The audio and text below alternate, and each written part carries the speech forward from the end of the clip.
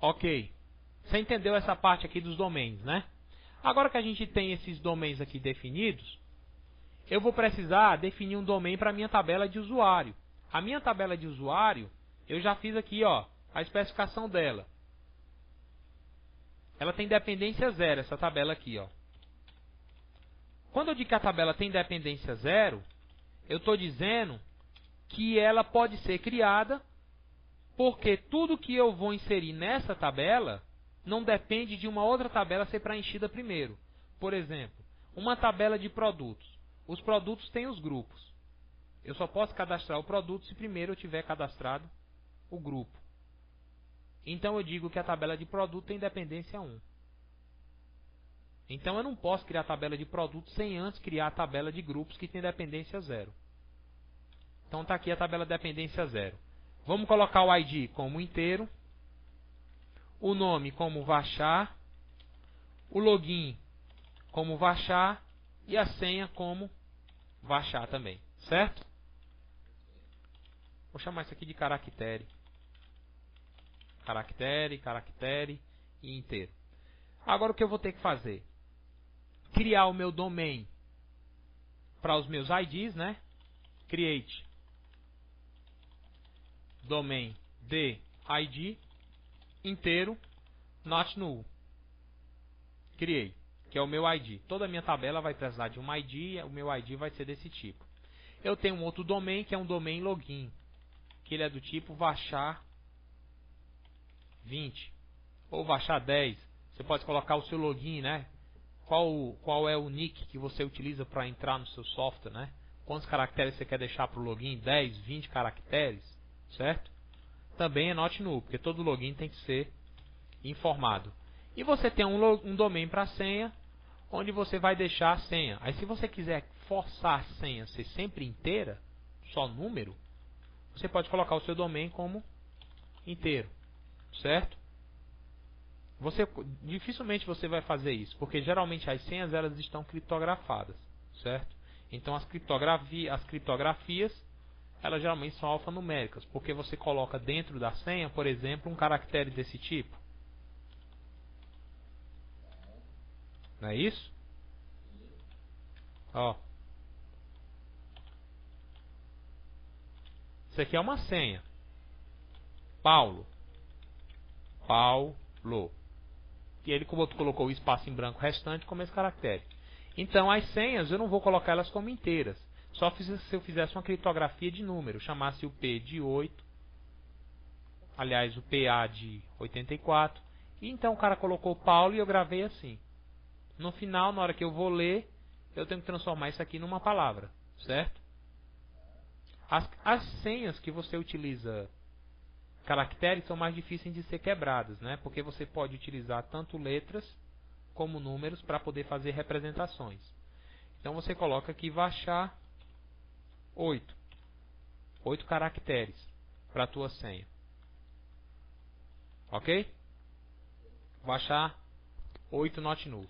Pronto. Agora que a gente está com isso aqui definido, com os domains base, a gente já pode criar a nossa tabela de usuários. Essa aqui é a nossa tabela, ó. Vou voltar para cá e agora eu vou dar criação de uma tabela. Create table, usuários. Aí o ID é do tipo de ID, certo? O nome é do tipo de nome. O login, de login. Eu não preciso mais me preocupar com que tipo eu utilizei lá. Posso me abstrair disso aí, né?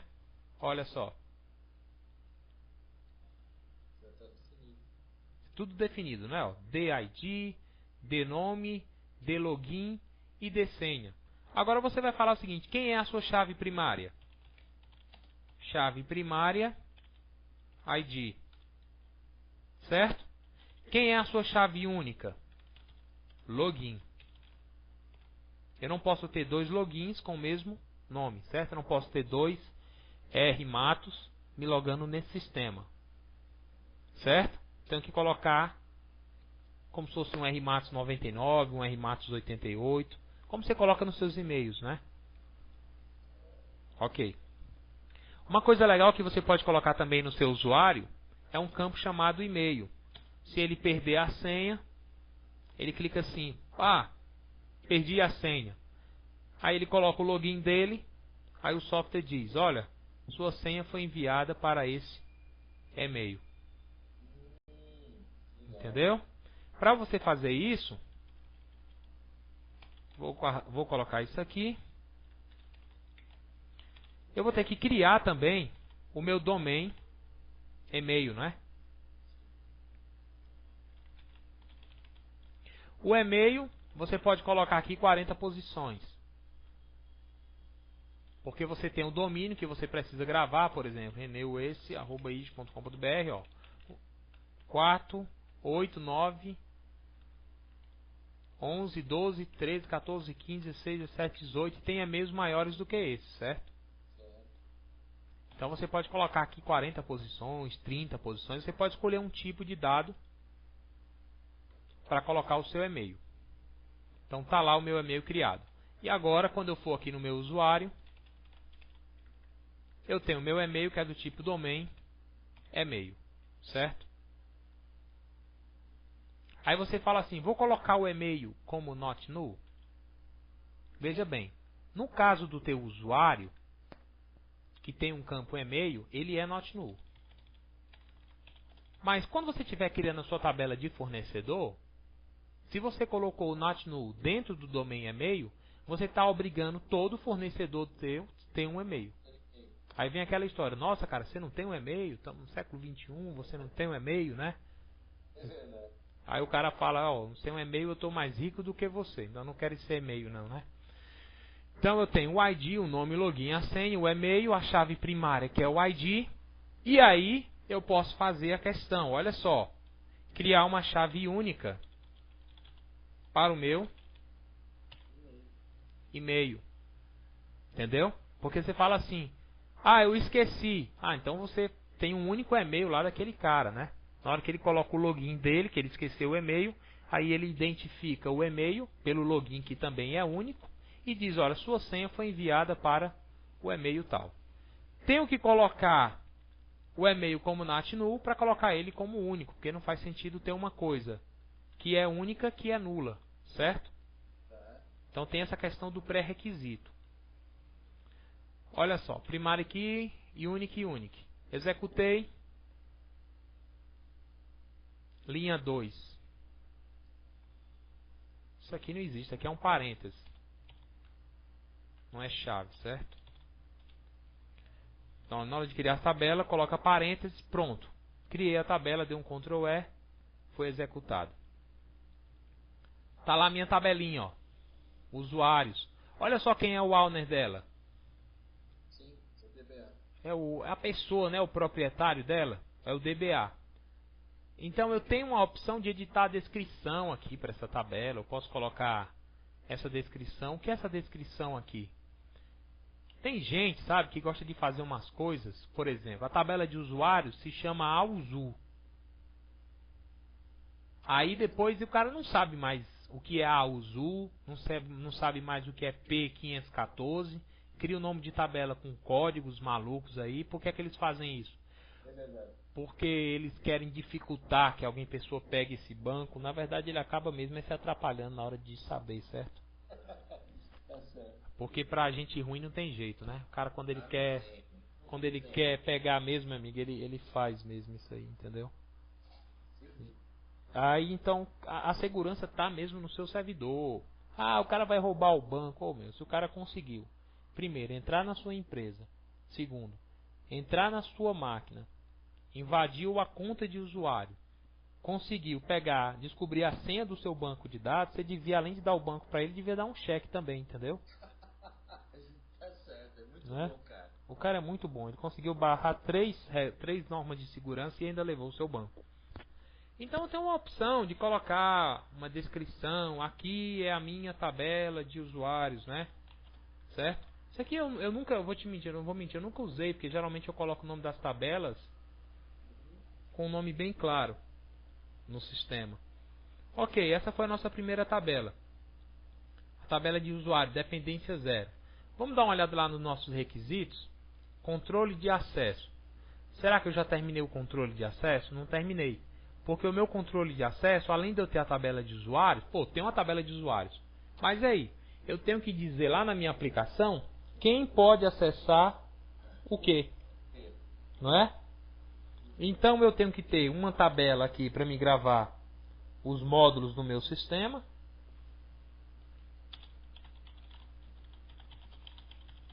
Módulos.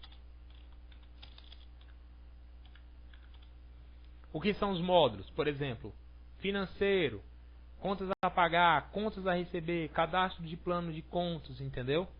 É o meu menu, né? Eu tenho os meus módulos e além dos meus módulos, depois eu preciso dizer quem acessa o que desse módulo.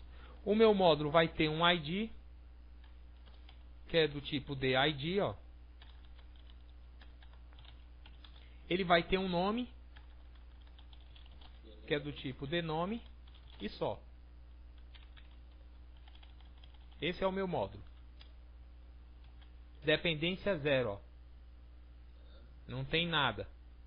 Aí eu posso fazer o seguinte, olha, eu já quero saber quem foi que cadastrou o meu módulo e quero saber quem foi que alterou o módulo. Quem incluiu o módulo no sistema e quem foi que alterou o módulo no sistema. Aí eu já vou começar a trabalhar com umas dependências aqui, ó. Por exemplo, eu já coloco aqui, ó, DT inclusão,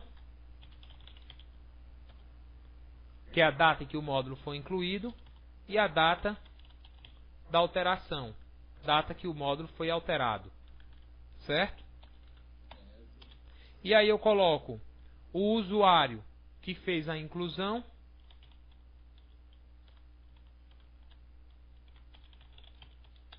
e o usuário alteração. Aí eu vou precisar de um domain também para data, para que você não fique criando datas do tipo date, outras datetime, outras do tipo now, ou outras do tipo timestamp. A diferença é que você criando uma data de um jeito ou de outro, se você está sempre gravando no dia, você tem uma data lá, um campo que é a data do documento. Você colocou ele para gravar com hora, minuto e segundo, a data do documento. Na hora que você quer pegar toda a movimentação do dia 5 de janeiro, você não vai pegar simplesmente quando data igual a 5 de janeiro. Porque ali você tem 5 de janeiro às 5 horas, às 6 horas, às 5h30. Então a data do documento você não vai gravar com hora. Certo? Certo. Você grava só a data. Só data. A data da alteração, a data da inclusão, entendeu? Aí você já grava com hora, minuto e segundo, que foi realmente a data que aconteceu essa alteração aí no teu software. Então a gente coloca aqui, ó, create domain. Eu vou colocar aqui, ó, domain data, simplesmente como nat null, que é a data do meu documento. Domain data do tipo date, not null, ó. Certo? E eu tenho a data alteração, que ela é do tipo date, e eu já coloco aqui, ó, um default now, para sempre que ela for gravada, já gravar, ó, essa variável now aqui, ele contém a hora, o minuto e o segundo em que a informação está sendo gravada no banco. Olha só a diferença desse, ó. Quando eu coloco a palavra default, eu estou dizendo o seguinte, que se eu não preencher, o banco pode preencher comigo com esse valor padrão. Certo? Ok. Então veja bem, lá na nossa tabela de módulos, a data de inclusão a gente vai colocar do tipo de alteração. A data de alteração também.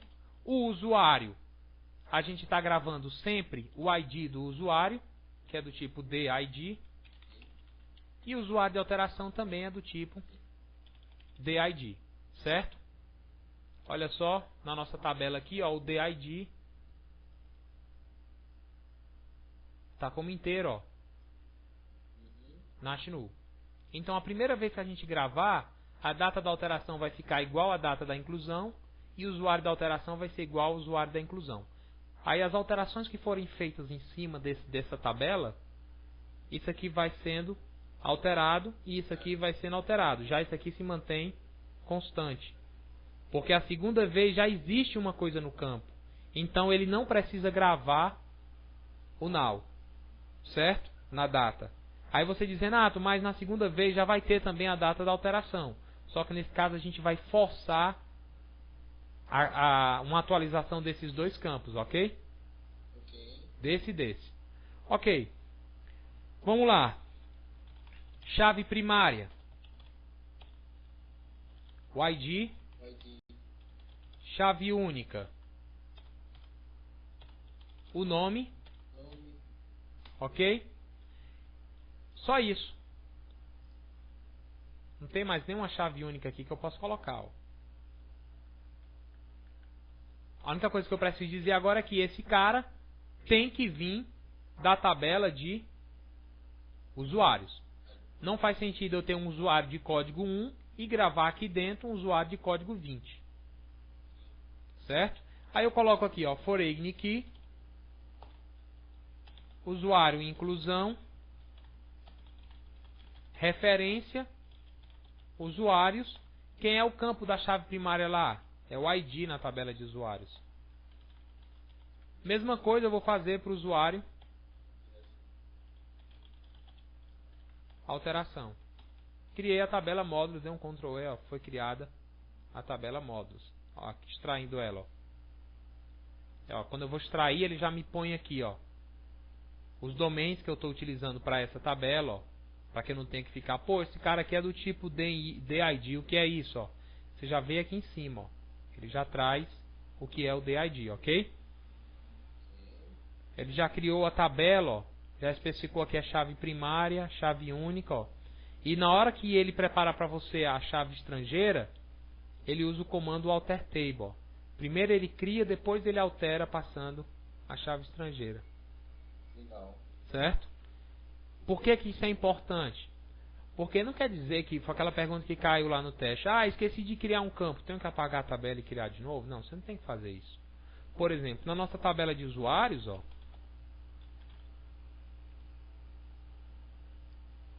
eu poderia ter colocado um campo novo aqui. Poderia ter feito uma autorreferência. Primeiro, eu poderia ter colocado na minha tabela de usuários quem foi o cara que cadastrou o usuário. Não é verdade? Aí você vai me perguntar, o cara que cadastra o usuário tem que ser um usuário que já está cadastrado. Certo? Então esse cara que vai cadastrar o usuário, que já tem que estar cadastrado, aí vem aquela pergunta, quem veio primeiro, o ovo ou a galinha? Então o primeiro, não é? Não é? Então como é que eu faço essa autorreferência? Você vai ter um usuário padrão no seu software, chamado, por exemplo, como tem o SysDBA do banco, o ADM, que é o teu administrador, e o usuário de inclusão dele é nulo. Então, você vai criar uma referência, autorreferência, é uma chave estrangeira para a própria tabela, mas o campo, ele não é NaTNull, porque alguém tem que vir primeiro. Como é que eu faço isso, Renato? Eu vou alterar a tabela, ó, usuários, vou adicionar esses campos, ó, para manter o meu padrão, certo? Ó. DT inclusão, que é do tipo DT alteração, né? Sim, ADD, né? ADD, DT inclusão, ó, do tipo DT alteração. É bom que você veja os erros, ó, que ele está reclamando, ó. Tá faltando alguma coisa, ó. Na linha 1, coluna 22. Ó aqui a coluna 22, ó. É por aqui, ó. Então, é a palavra ADD, eu estou adicionando. Specific Domain Source não existe. Como é o nome do domain lá na tabela? É de alteração. Isso, verdade. Pronto. E agora eu tenho dt alteração. E eu também tenho os campos, ó. Usuário inclusão. Aí vem a questão, eu não posso colocar o usuário inclusão como do tipo dInt, dID. Por quê? Porque ele é... E a primeira vez que eu incluir o cara, ele vai ter que estar nulo. Mas da segunda em diante, não. Então, o usuário de inclusão eu vou colocar no braço, ó, inteiro. Somente para essa tabela. Entendeu? Somente para essa tabela. E o usuário de alteração, também ele é inteiro. Agora vamos dar uma olhada aqui na nossa tabela de usuários. O que é que está faltando? Olha aqui, eu tenho inteiro e inteiro. Só que do jeito que está aqui, eu posso colocar aqui a palavra 1914. E eu não quero que ele permita isso. Então eu tenho que criar uma autorreferência dizendo que esse cara tem que vir daqui, ó. Entendeu? Mas somente quando ele for preenchido. Por isso que não ficou nat null. Aí eu faço no braço, ó. Alter table usuários, add foreign key, usuário inclusão, referências, usuários, ID, ó. Tem 2A aqui. Pronto. E eu faço a mesma coisa para o usuário alteração. Pronto. Agora você vai dizer, Renato, isso aqui passou de ser dependência zero. Não, ele continua sendo dependência zero porque a chave que existe nela aqui é para ela mesma, entendeu? É para ela mesma. Então ela não conta, não vou somar na minha tabela de dependências. Qual é a vantagem de eu criar uma autorreferência? Essa que eu te falei.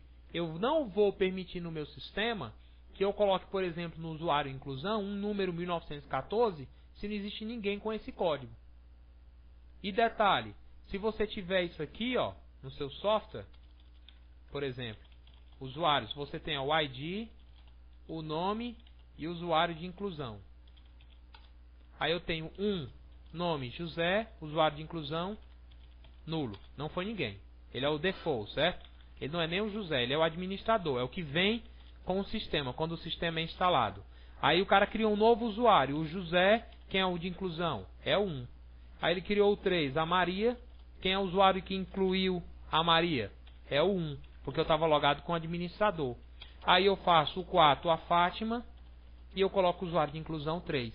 Então quando eu incluí a Fátima, eu estava logado com a Maria. Certo?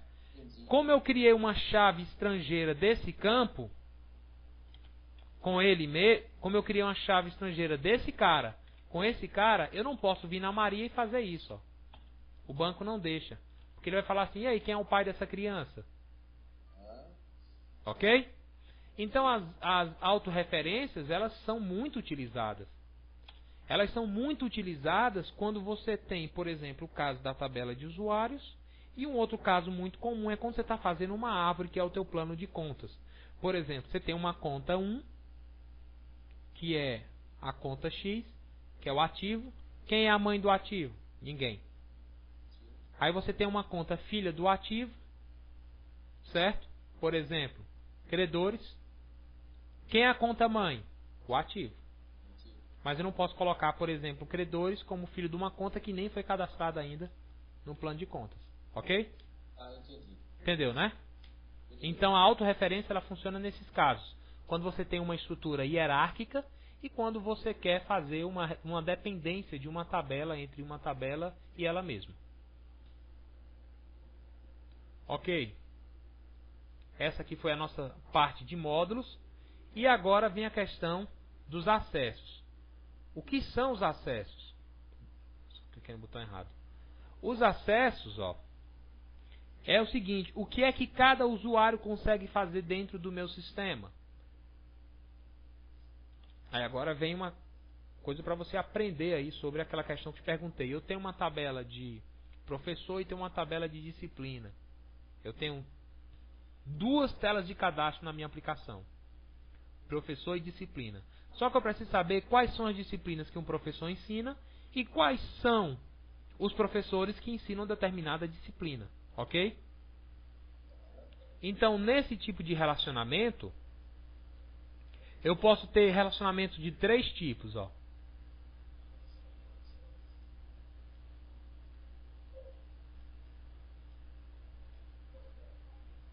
Eu posso ter três tipos de relacionamento. Eu posso ter relacionamento do tipo 1 para 1, onde eu digo assim: cada tabela, cada linha dessa tabela equivale a uma linha nessa outra tabela.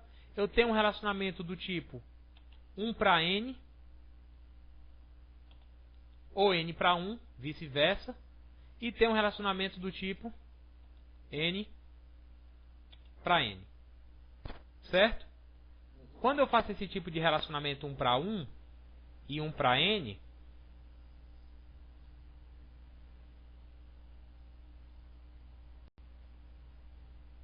veja bem: professor, disciplina. Um professor ensina várias disciplinas e a mesma disciplina pode ser ensinada por vários professores. 1 para n. Uma conta do plano tem várias contas de lançamentos. Cada conta de lançamento está associada a uma conta do plano. Por exemplo, a conta de lançamento Banco do Brasil está associada à conta do plano Banco do Brasil. Certo? Mas eu posso ter uma conta Banco do Brasil com duas contas de lançamento. Uma para me fazer o crédito e outra para me fazer um débito. Certo? 1 para 1. Eu posso ter, por exemplo, uma tabela de usuário com ela mesma. Com ela mesma não. Eu tenho uma tabela que eu tenho uma única informação aqui que se reflete do outro lado. Vamos ver aqui um caso que a gente consiga colocar 1 para 1. Por exemplo, não sei se consigo lembrar de nada agora. Uma tabela onde você diga assim que aquela informação daquela tabela master, ela só reflete a um único registro na tua tabela filha, e da mesma forma que a informação na tabela filha só refere-se a um único registro na tua tabela master. Eu não consigo ver um exemplo assim onde eu consiga colocar esse 1 para 1, mas a ideia é essa, certo? É que você não tem uma questão assim de muitas dependências em cima de um único registro, como acontece nesses dois casos e nesse caso aqui, certo? O caso mais comum é esse aqui, ó. É o 1 para n. Por exemplo, isso aqui é 1 para n, porque eu posso ter o SysDBA inserindo vários outros usuários no banco. A tabela de módulos, eu tenho um único usuário que cadastrou vários módulos, é 1 para n. E agora a nossa tabela de acessos é uma tabela do tipo n para n, porque na tabela de acessos eu tenho o ID do usuário, certo? O ID do módulo, e eu tenho as informações: inclui, altera, exclui, imprime, visualiza, certo? Então, nesse caso, ó, um usuário tem vários acessos e um módulo é acessado por vários usuários. Nesse caso, se eu pego a tabela de módulo e meto a informação do usuário aqui, ó, por exemplo, o usuário que pode incluir, eu me ferro. Porque aí se eu tenho um módulo chamado contas a pagar e eu preciso dar acesso ao contas a pagar a 3 usuários, eu teria que cadastrar esse módulo 3 vezes onde cada linha dela corresponderia a um usuário, certo? Certo. Então, nesse caso aqui, o módulo contas a pagar, ele tem um ID único, uma única ocorrência na tabela de módulos, e ele tem vários links na tabela de acessos. Isso aqui é muito comum quando a gente está fazendo esse tipo de relacionamento. Ó. Professor, disciplina e as disciplinas que o professor ensina. Ó. Professor, disciplina. Um professor ensina várias disciplinas e uma disciplina é ensinada por vários professores. Aí aqui eu vou ter duas colunas na minha tabela. Eu vou ter uma coluna com o código do professor e uma coluna com o código da disciplina, né? Então, se eu tenho um professor 1, eu posso ter ele aqui, ó. O professor 1, 1, 1. Ensinando as disciplinas A, B e C. Ok? E eu posso ter também, ó, o professor 2, 2, 2, ensinando as disciplinas B, C e D. Você vê que a disciplina B e C, a B, ó, ela é ensinada por dois professores. Só que a D é ensinada somente por um. Então você vê que um professor ensina várias disciplinas e uma disciplina ensina vários professores. A disciplina só tem uma única ocorrência aqui. Você não tem a redundância do cadastro da disciplina. Entendeu? Então isso aqui é muito comum. Ó. Isso aqui a pessoa tem que se ligar. Na hora que você está fazendo uma ligação entre tabelas, aí você cria 3 tabelas para fazer o join entre duas. Professor, disciplina. Mas quando eu falo de pedido, pedido item, faz sentido um item do meu pedido estar no pedido 1 e no pedido 2?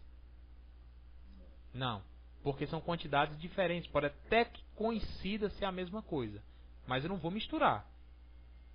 Ou o item é do pedido A ou o item é do pedido B. Então eu tenho duas tabelas, tabela pedido e tabela item. Eu não tenho uma tabela no meio fazendo a ligação das duas, certo? Deu para ficar claro isso aí, ou é mídia?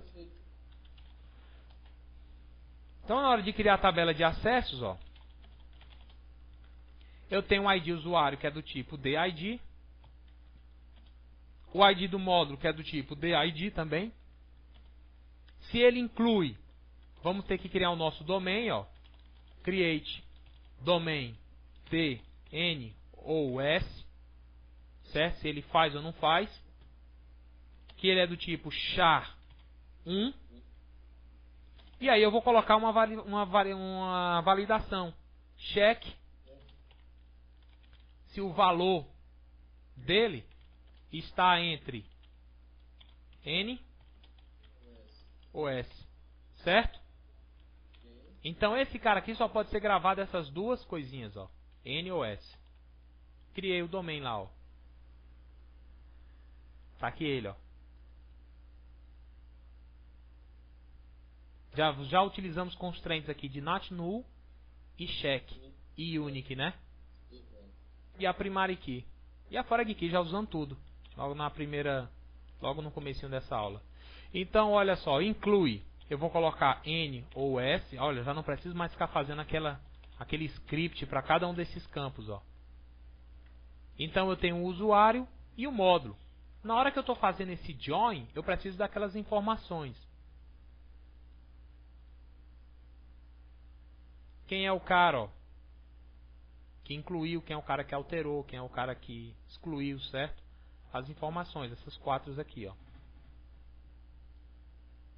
Essas 4 datas. Então isso aqui eu vou sair colocando em todas as minhas tabelas. Isso aqui é a minha auditoria, ok? Aí eu coloco, ó, DT, alteração aqui, aqui, usuário inclusão é do tipo D inteiro, né?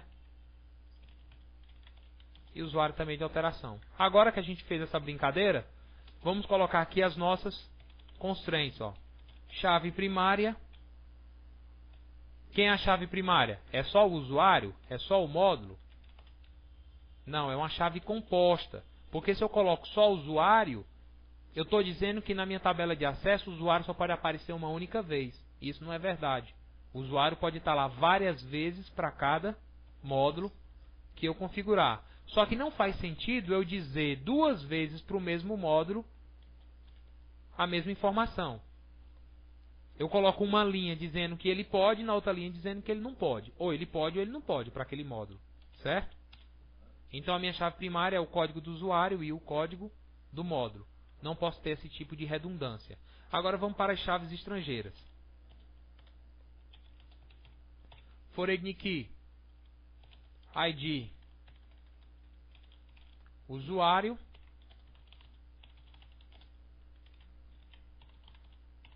referências, usuários, ID, e a mesma coisa eu vou fazer para o ID módulo, referências, módulos, o ID, certo? E a mesma coisa eu faço para essa data aqui, ó, para esses caras aqui, ó. Aí isso aqui nas próximas tabelas já vai estar tudo pronto. Já vai copiando isso, ó. Aqui é o usuário inclusão. E aqui é o usuário alteração. Agora vem a questão, ó, que a gente tem que se ligar nisso aqui. Isso aqui é importantíssimo, ó. Comando que a gente vai ver. Quando eu apagar um módulo, eu quero que os acessos daquele módulo sejam removidos. Ok? Não faz sentido eu ter um módulo no sistema que eu não vou mais querer trabalhar com ele.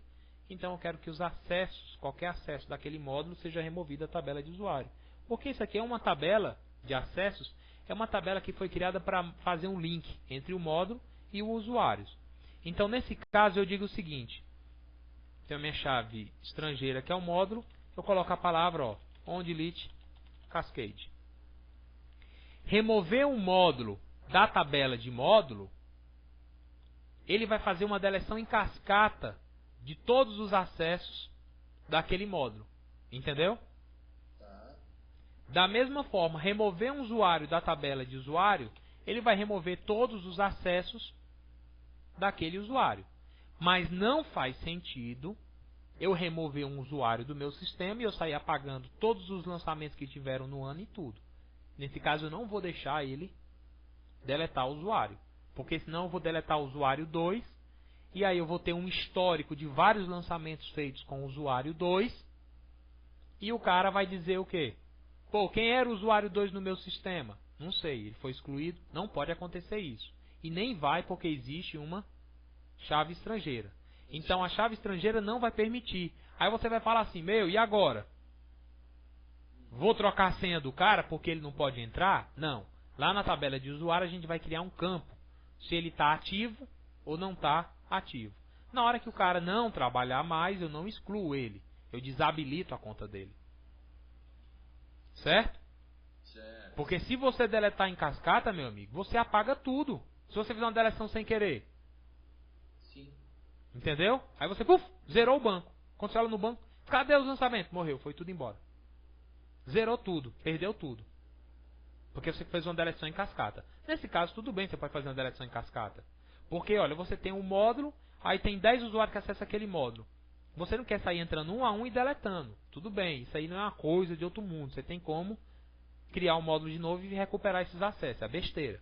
Agora, documento, lançamento, entendeu? Isso aí você não vai fazer, entendeu?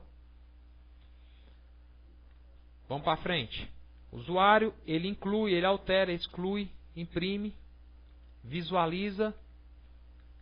Pronto. Chave primária é composta, chave estrangeira com deleção em cascata e essas duas chaves estrangeiras para a tabela de usuário. A última, sempre a última informação da tabela não tem vírgula, porque não vem mais nada depois desse cara. Executo. NOS, olha só quem está reclamando, ó. Domain especificado ou coluna NOS não existe. Realmente não existe. Eu lembrei que todos os domains a gente colocou uma palavra, um D na frente, né? Pronto. DT alteração não existe. é de alteração, né? Isso. Olha só. Tá reclamando, ó.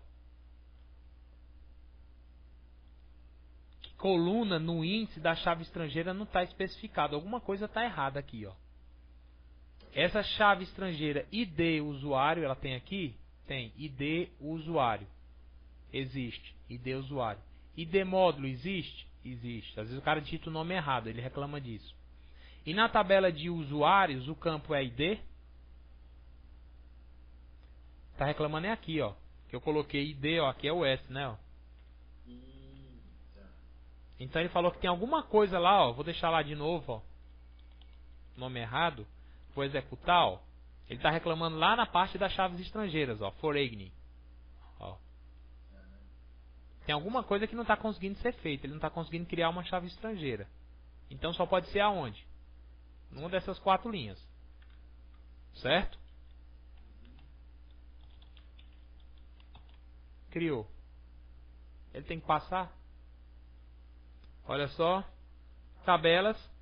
Acessos. Está aí a nossa tabela de acessos, ó, criada. Aí você dizendo, esqueci de criar o campo lá na tabela de usuários. Vou apagar a tabela e criar de novo? Não, não vou fazer isso, né? Eu vou alterar a tabela de usuários.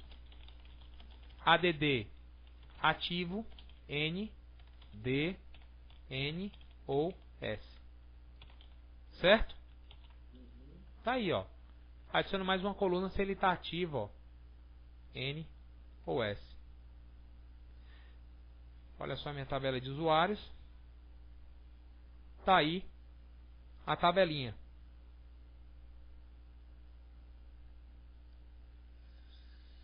Alguma dúvida?